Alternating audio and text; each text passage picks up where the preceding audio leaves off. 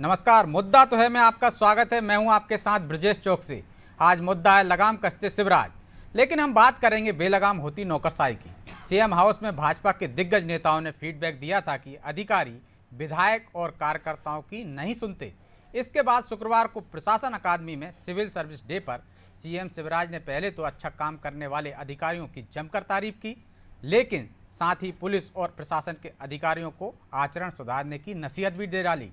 CM ने कहा कि घमंडी का सर हमेशा नीचे रहता है, अधिकारियों को अहंकार से बचना चाहिए। उन्होंने ये भी कहा कि पसीने से तरबतर व्यक्ति को गले लगाने में आनंद आता है। मुख्यमंत्री एक तरफ से ब्यूरोक्रेसी को चुनावी वर्ष में थोड़ा नरम और व्यवहारिक होने का फार्मूला दे रहे थे, लेकिन कहीं ना कहीं परोक्ष रूप से ये भी बता रहे थे कि विधायकों और कार्यकर्ताओं के साथ अपने व्यवहार में परिवर्तन लाएं। चुनावी वर्ष में नौकरशाही सरकार के लिए चिंता का विषय क्यों बनती जा रही है और सीएम शिवराज का नौकरशाही पर लगाम कसने का क्या कारण है, ये जानने की कोशिश करेंगे। लेकिन पहले देखिए ये रिपोर्ट।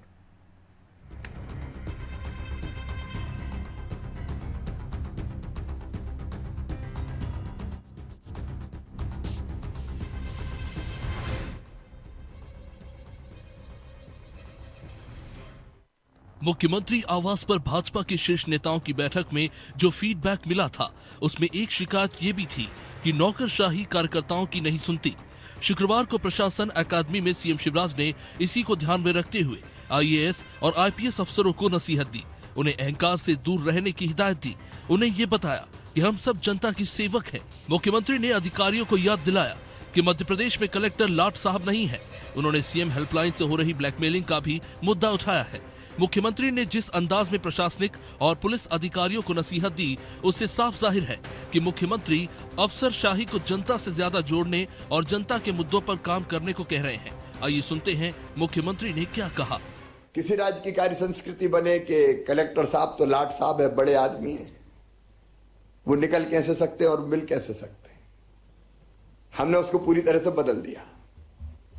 हमारे यहां जनता कलेक्टर के बीच की दूरी खत्म हो गई है। लाट साहब मतलब बड़े आदमी मिलेंगे कैसे, मिलने में ही डर लगता है। हमारे यहां बेहिचक लोग कलेक्टर से मिलते हैं, लोग एसपी से मिलते हैं। तो मध्य प्रदेश की एक अलग कार्य संस्कृति बनाने में हम लोग सफल हो पाए।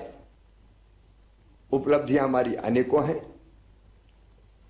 और उसके लिए मैं आपको फिर हृदय से बधाइयां देता हूं, आपका अभिनंदन करता हूं। सीएम शिवराज कांग्रेस को भी नसीहत दे चुके हैं कि अफसरों को धमकाना ठीक नहीं। हालांकि प्रशासन अकादमी में सीएम की अफसरों को दी गई सीख पर कांग्रेस की अलग राय है। किसी प्रदेश के मुख्यमंत्री को ये लग रहा है कि नौकरशाही उसकी सुनती नहीं है, तो सरकार में क्यों है? ये तो सरकार की घोर असफलता है। अगर पूरी पार्टी को ये लगता है कि नौकरशाही उनकी सुनती नहीं है, तो इसमें दो ही काम हो सकते हैं। पहला तो ये कि जो है अनैतिक काम करवाने की कोशिश की जाती है नौकरशाही से, या ये कि जो है सरकार का इकबाल जो है खत्म हो गया है। इकबाल जिस सरकार का बुलंद नहीं होता उसको जो है एक क्षण भी सत्ता में नहीं रहना चाहिए। जनता को लूटा गया है और इसीलिए न जनता सुन रही है न नौकरशाही सुन रही है। कितने दिनों तक जो है कलेक्टर 1-1 लाख की भीड़ के लिए जो है ठेले लगाए घूमता रहेगा? आज जो है थक चुका है नौकरशाही का आदमी, नकली भीड़ जुटाते जुटाते। चुनावी वर्ष में मुख्यमंत्री नौकरशाही के लगाम कस रहे हैं। बेलगाम हो चुके प्रशासनिक अधिकारियों से जनता के साथ साथ भाजपा कार्यकर्ताओं को भी शिकायत है। इसलिए मुख्यमंत्री ने एक तरफ जहां अच्छे काम के लिए अधिकारियों की तारीफ की, तो दूसरी तरफ उन्हें ये भी बताया कि वो जनता के सेवक है। ब्यूरो रिपोर्ट, अनादि टीवी।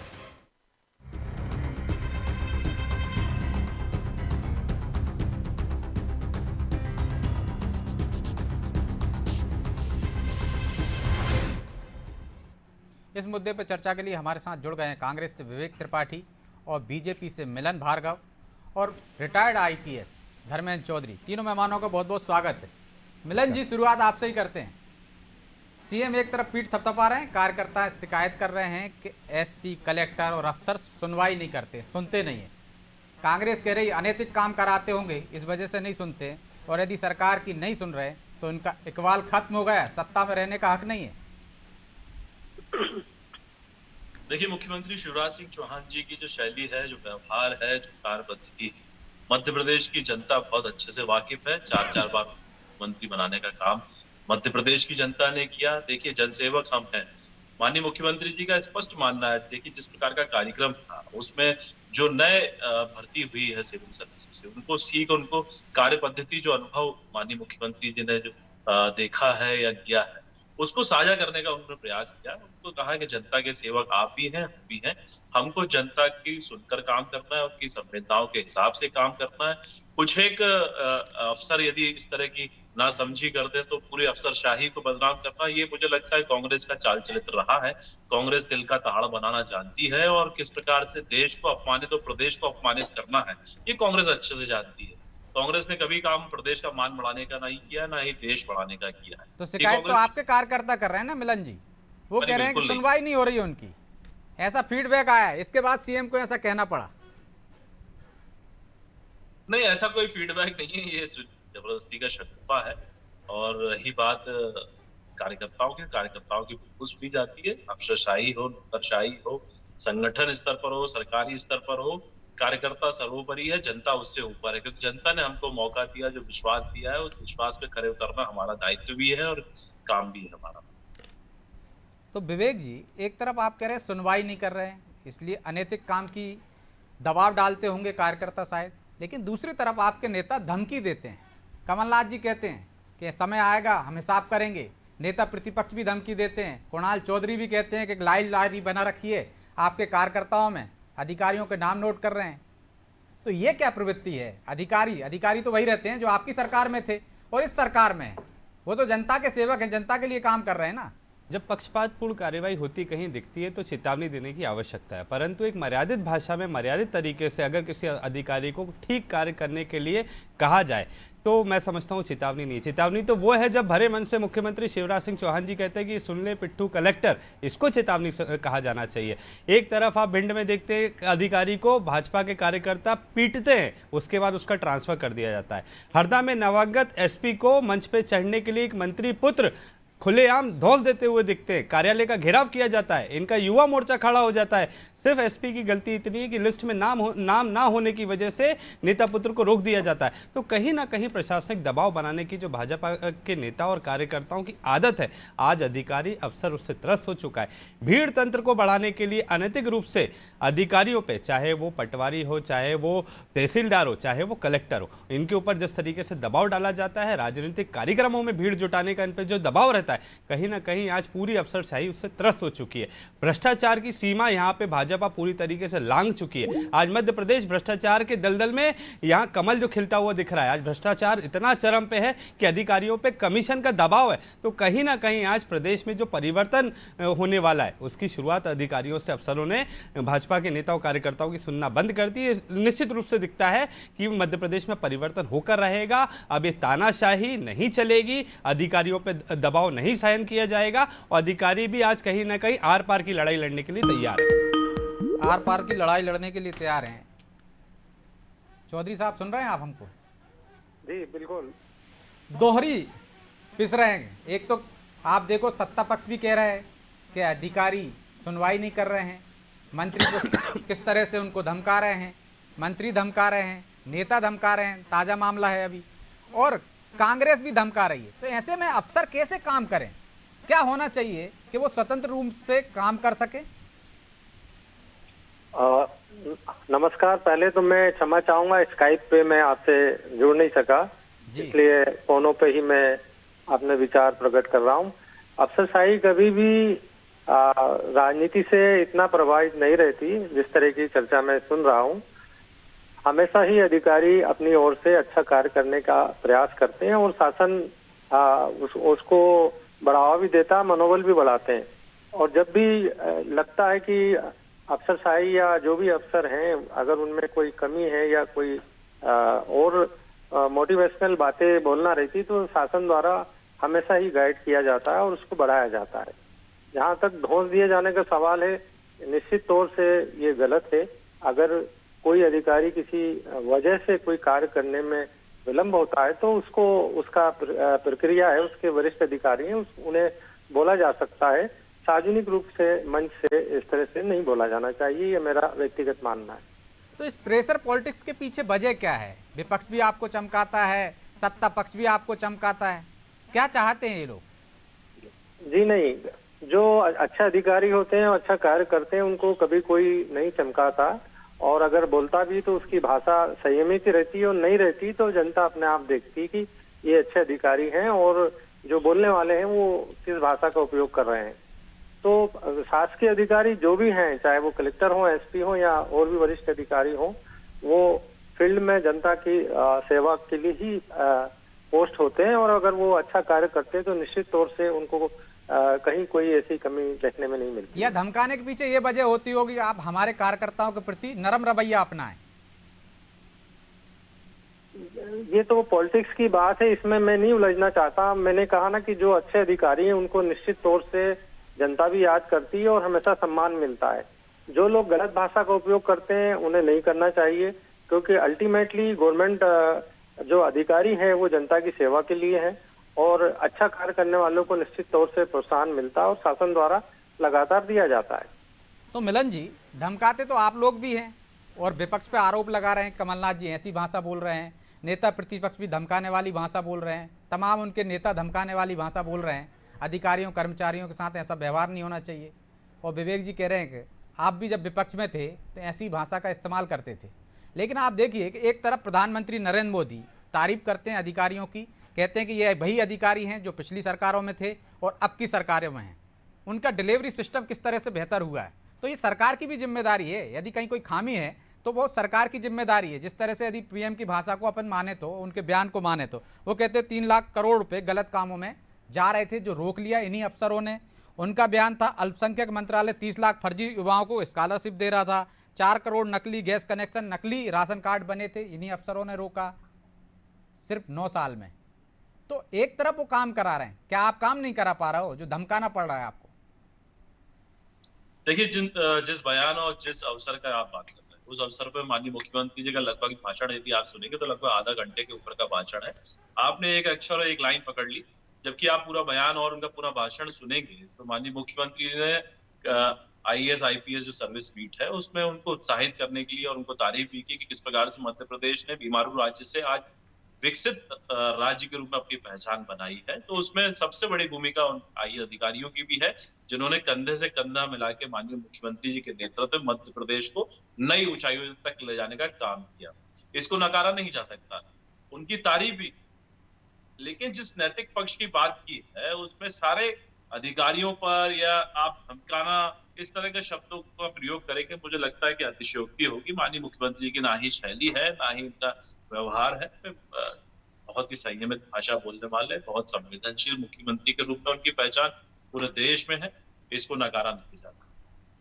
मध्य प्रदेश के बहुत सारे अधिकारी हैं जिनका सम्मान राष्ट्रपति द्वारा निश्चित तौर पर सभी अधिकारियों के बारे में ऐसा कहा नहीं जा सकता, और जो भी अधिकारी पहले रहे हैं या जो आने मौजूद हैं, सबका योगदान है मध्य प्रदेश के विकास में, देश के विकास में, और होना भी चाहिए। लेकिन कहीं ना कहीं राजनीतिक दबाव तो रहता है। आपके मंत्री पुत्र यदि मंच पर नहीं चढ़ने देते तो एसपी को लेकर प्रदर्शन करते हैं, नारेबाजी करते हैं, और एक अधिकारी अच्छा काम करता है बुरहानपुर में, आप उसको हटा देते हैं। तो आप देखिए वहाँ आंदोलन हो रहा है, प्रदर्शन हो रहा है, तो ये भी तो मनोबल डाउन करने जैसा कदम है ना। देखिए, जिन विषयों पे आप बात कर रहे हैं उन विषयों पे यदि तह तक जाएंगे तो कहीं ना कहीं किसी की गलती और सख्ती पर जिसको सजा मिलनी चाहिए वो एक प्रत्यय मुझे लगता है मिलती भी है। लेकिन यदि आप एक किस्से को जोड़ के पूरे मध्य प्रदेश की हजारों नौकरशाही को सवाल खड़ा करे या प्रशासनिक कार्रवाई पर सवाल खड़े, तो मुझे लगता है अतिशयोक्ति है। ये 1-2 घटनाएं छुटपुट होती हैं, ये मानवीय भूल है, कई जगह हो जाती है, उसका पछतावा सबको होता है। देखिए, भारतीय जनता पार्टी के कार्यकर्ताओं को सीख दी जाती है संयमित भाषा की, जनता के बीच काम करने की, जनता के मुद्दों को उठाने की, जनता की आवश्यकताओं को उठाने की। यदि कहीं किसी जगह नौकरशाही इसमें हमारी मदद नहीं कर रही, हमारे साथ संवाद स्थापित नहीं कर रही, तो ये हमारा अधिकार है। हमारे बड़े, हमारे जो सीनियर है सरकार के जो व्यक्ति हैं उन तक बात पहुंचाना और जनता की जरूरतों को पूरा कराना।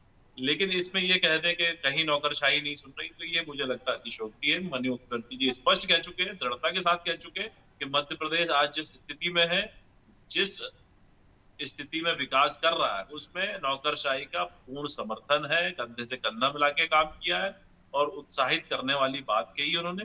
कहीं में नकारात्मक बात नहीं की, जिस प्रकार से कांग्रेस नकारात्मक माहौल बना रही है। देखिए कमलनाथ जी की 15 माह की सरकार सबने देखी है, 2 महीने के अंदर 50,000 से ऊपर उन्होंने ट्रांसफर पोस्टिंग कर दी, धंधा खोल दिया था, पैसे लिए जा रहे थे। इनके मंत्री अधिकारियों को, कांग्रेस के कार्यकर्ताओं को जूते तक मार रहे थे। वही जीतू पटवारी जी के आपने वीडियो देखे थे, किस प्रकार से घूसा मार रहे थे कांग्रेस के कार्यकर्ताओं। पीसी शर्मा जी को देखिए, कार्यकर्ताओं गाली गलौज कर रहे थे। देखिए जिस प्रकार का घमंड और कांग्रेस ने जिस शैली रही है उस शैली को वो भूल नहीं पा रहे हैं, इसलिए वो अपनी शैली को याद करते हुए भारतीय जनता पार्टी की सरकार को बदनाम करने का काम कर रहे हैं। वो ये तो भूल विवेक रहे जी, हैं। बदनाम करने का काम कर रहे हैं आप बीजेपी की सरकार को। मुख्यमंत्री खुद कह रहे हैं कि लाट साहब की जो छवि थी उससे बाहर निकल रहा है, अब गरीबों से मिल रहे हैं, गले लगा रहे हैं, उनकी सुनवाई कर रहे हैं। प्रधानमंत्री भी कह रहे हैं कि जो वही नौकरशाही है जो पहले क्या काम करती थी और अब क्या काम कर रही है, और वही बात मिलन जी कह रहे हैं। देखिए मुख्यमंत्री जी काल्पनिक मध्य प्रदेश में, जिसका मैं समझता हूँ जमीनी रूप से दूर दूर तक कोई वास्ता नहीं है, वो जो कह रहे हैं कि लाट साहब वाली बात, कई अधिकारी आज भी जनता से मिलने में कतराते हैं, सीधा संवाद रखने में कतराते हैं। आज की तारीख में आप देखिए कलेक्टर का ट्रांसफर ऑर्डर आज कुछ और होता है, कल कुछ और होता है, रातों रात बदल दिया जाता है, रातों रात बदल दिया जाता है। अरे उदाहरण के लिए मैं अभी आपको बताता हूँ, भोपाल कलेक्टर पहले कौन बनाए 24 घंटे 48 घंटे के अंदर क्यों बदलने पड़े, इसका क्या कारण है, ये भी मिलन भाई बता देंगे। तबादला उद्योग किसके शासनकाल में पिछले 18 सालों से चल रहा है, जनता बहुत अच्छे से जानती है, अधिकारी भी बहुत अच्छे से जानते हैं। आप जितने अधिकारी निष्पक्ष रूप से कार्रवाई करने की यहाँ पे कोशिश करते हैं या कार्रवाई करते हैं, आप उनका ट्रांसफर कर देते हैं। ऐसे सैकड़ों उदाहरण है। आप देखेंगे हवाला कांड हुआ कटनी में, संजय पाठक जी का पैसा पकड़ते हैं ना, गौरव तिवारी जी का आईपीएस साहब का ट्रांसफर कर देते हैं। ऐसे सैकड़ों उदाहरण है। जिस भी अधिकारी ने यहाँ पे कमियों को पकड़ा है या दोषियों के ऊपर कार्रवाई की है, वो चाहे नकली शुद्ध से युद्ध वाला माफियाओं वाला काम हो, भू माफियाओं से छुड़ाना हो, या नकली सोसाइटीज पे कार्रवाई करना हो, या शिक्षा माफियाओं के ऊपर कार्रवाई करना हो, उन अधिकारियों के ऊपर शिवराज सरकार ने कार्रवाई की है। आज कहीं ना कहीं अधिकारियों के ऊपर दबाव बनाया जाता है। जिन अधिकारियों ने भाजपा के साथ मिलके उनके साथ साठगांठ करके माफियाओं को सपोर्ट किया, उनको बचाव किया जाता है। और जो ईमानदार अधिकारी है कहीं ना कहीं उसका शोषण हो रहा है, उसके ऊपर एक दबाव है। जो भ्रष्ट अधिकारी है उनकी जांच के लिए अनुमति नहीं दी जाती है। वो तो 24 घंटे में संशोधित हुआ मान लीजिए, लेकिन वो तो आप पर आरोप लगा रहे हैं कि 15 माह में किस तरह से तबादले होते थे। अरे हम तो कह रहे हैं जो प्रशासनिक सर्जरी की आवश्यकता होती है, जो दागी अधिकारी जिनके लंबे समय से जिनके ऊपर जांच बाकी है, उनकी जांच की अनुमति क्यों नहीं दे रही है सरकार। 18 सालों से जिन दागी अधिकारियों ने मध्य प्रदेश में भ्रष्टाचार किया है, जिन्होंने अनियमितताएं की है, उनकी जांच के आदेश शिवराज सरकार क्यों नहीं अनुमति दे रही है। कहीं ना कहीं दागी अधिकारियों को एक तरफ बचाने का प्रयास कर रहे हो, ईमानदार अधिकारियों को यहाँ पे स्थानांतरण करके उनका मनोबल तोड़ने का काम करते हैं। कार्रवाई नहीं करते हो, जब चुनाव आयोग ने भी लिख के दे दिया कि इन पर कार्रवाई कीजिए, जो कांग्रेस शासन में पैसा पकड़ाया था इनकम टैक्स विभाग ने, फिर भी आप कार्रवाई नहीं करते हो, दोषियों को बचाते हो। देखिए कार्रवाई करना पुलिस का काम है, जांच एजेंसियों का है, लेकिन उस पर क्या सजा देनी है न्यायपालिका देती है। लेकिन हास्यास्पद बात यह है कि कांग्रेस के हमारे साथी या कांग्रेस की पूरी तमाम जो टीम है, मध्य प्रदेश की हो या देश की हो, संसदीय परंपरा पर विश्वास नहीं रहा, कानून पर विश्वास नहीं रहा, जांच एजेंसियों पर विश्वास नहीं है। जब राहुल गांधी जी को न्यायपालिका सजा देती है तो पूरे देश में आंदोलन करते हैं। और राहुल गांधी जिनके साथ साथ जमानत पे चल रहे हैं, पूरी कांग्रेस पार्टी आज जमानत पर चल रही है, माँ बेटे दामाद बहन सब तो विषय से भटक गए हैं आप।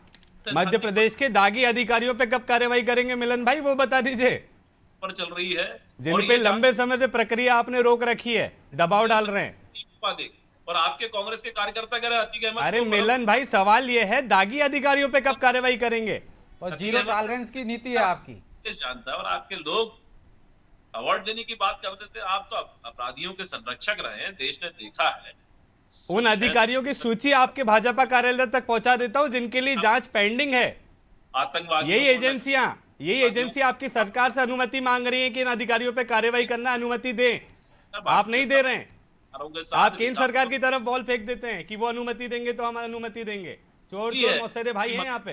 हो रहा है, बड़े बड़े घोटाले हो गए, जिन अधिकारियों ने मिलके आपके दबाव में वो घोटालों को अंजाम दिया था, उन पे कार्रवाई करने की आवश्यकता है। तो आप कार्रवाई नहीं कर रहे हैं, आप अनुमति नहीं दे रहे हैं। भाई जवाब आ जाने दीजिए। वो कह रहे हैं कि जो पेंडिंग मामले हैं उनमें अनुमति दे दीजिए, सरकार अनुमति क्यों नहीं दे देती। गोरख धंधा चलाया या जैकलीन को बुलाकर मध्य प्रदेश में किस प्रकार से बॉलीवुड नाचने का काम करने चाहा, और मध्य प्रदेश की जितनी योजनाएं थी उनको बंद करने का काम किया। 5 रुपए की थाली आपने बंद कर दी थी, बच्चों की साइकिल आपने छीन ली थी। आप विषय से फिर भटक गए, मेरे प्रश्न से भाग रहे हैं आप। किस मुंह से बात कर रहे हैं? मैंने सीधा सीधा प्रश्न आपसे पूछा है। आपकी सरकार, माननीय मुख्यमंत्री महोदय, इन दागी अधिकारियों पे कार्रवाई क्यों नहीं कर पा रहे हैं? क्या मजबूरी है? कहीं ऐसा तो नहीं आप सबने मिलकर भ्रष्टाचार किया है? आप भी संलिप्त हैं? की उपलब्धि के कार्रवाई कीजिए ना। होंगी, नहीं करी। यही आप ही की जांच एजेंसियां अनुमति चाह रही है कि माननीय मुख्यमंत्री महोदय अनुमति दे तो दोषी अधिकारियों पे कार्रवाई की जाएगी। आप अनुमति नहीं दे रहे, भाई कमल दागियों को बचा रहे, ईमानदारों पे कार्रवाई कर रहे हैं। क्या करते थे? संजय गांधी से लेकर राजीव गांधी, सोनिया गांधी, सोनिया गांधी। आप जवाब नहीं दे पाएंगे, मैं समझ गया। मैं लौटूंगा आपके पास। चौधरी आप जी को जवाब दिखाइए। नहीं दे पाएंगे, अधिकारियों को धमका के चलाते थे। अरे आपके बस की बात नहीं है। चौधरी जी, आप भले ही स्वीकार ना करें कि राजनीतिक प्रेशर नहीं रहता, लेकिन आप लंबे समय तक रहे हैं सर्विस में, प्रेशर तो रहता ही होगा। और इस प्रेशर को किस तरह से दूर किया जा सकता है? ऐसा कुछ किया जाना चाहिए कि बिना भेदभाव, निष्पक्षता से, ईमानदारी से और राजनीतिक दखल के बिना कार्रवाई कर सके महकमा, चाहे वो प्रशासनिक महकमा हो, चाहे पुलिस महकमा हो। मेरा ये मानना है कि जो अधिकारी अच्छा कार्य करते हैं और लॉफुल रहते हैं, लॉ ओबीडिएंट रहते हैं, उन्हें कहीं कोई तकलीफ नहीं आती। निश्चित है, प्रजातंत्र में सबका एक्सपेक्टेशन रहता है, जनप्रतिनिधि भी अपनी बात बोलते हैं, जनता भी बोलती, पर वर्तमान समय में इतने सारे उस पर बैरोमीटर्स हैं, इतनी सारी पारदर्शिताएं हो गई हैं, न्यायपालिकाएं हैं, तो एकदम से कोई गलत करने का सोच नहीं सकता, और सोचता है तो उसको तकलीफ जाती है। निश्चित तौर से उसको व्यक्तिगत तौर पर उसको उठाना पड़ता है। तो हम जिस तरह की बयानबाजी आती है इसको राजनीतिक बयानबाजी समझें?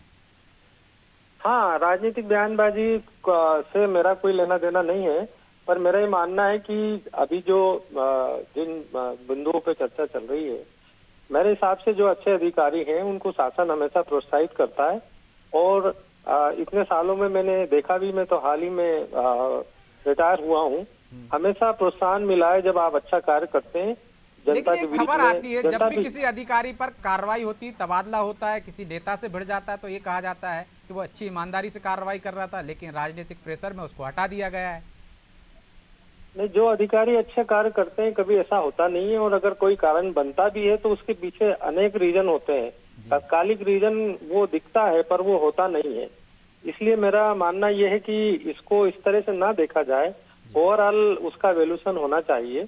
और निश्चित तौर से जो अच्छे अधिकारी हैं, शासन बिल्कुल उनको प्रोत्साहित करता है। और मेरा ये मतलब व्यक्तिगत मानना भी है कि इतने सालों में और अभी हाल ही के सालों में मैंने देखा है कि लगातार शासन प्रोटेक्ट करती है अधिकारियों को, इसलिए कि वो अच्छा कार्य कर सके। बिल्कुल, बहुत बहुत धन्यवाद हमसे चर्चा में शामिल होने के लिए आप तीनों मेहमानों का, क्योंकि समय की बाध्यता है इसलिए चर्चा को यहीं विराम देना होगा। तो अफसर वही हैं, काम भी वही कर रहे हैं, लेकिन ये राजनीतिक बयानबाजी आती है। लेकिन जिस तरह से चौधरी जी कह रहे हैं, इससे उनके मनोबल पर भी कोई फर्क नहीं पड़ता। जो बेहतर काम करते हैं, ईमानदारी से काम करते हैं, वो किसी भी जगह रहें, काम बेहतर तरीके से करते हैं और उनको उसका प्रतिफल भी सरकार के द्वारा दिया जाता है। हम देखते भी हैं कि अच्छा काम करने वाले अफसरों को किस तरह से प्रोत्साहित किया जाता है, इनाम दिया जाता है। बहरहाल मुद्दा तो है। मैं इतना ही, मुझे दीजिए इजाज़त और आप देखते रहिए अनादि टीवी। नमस्कार।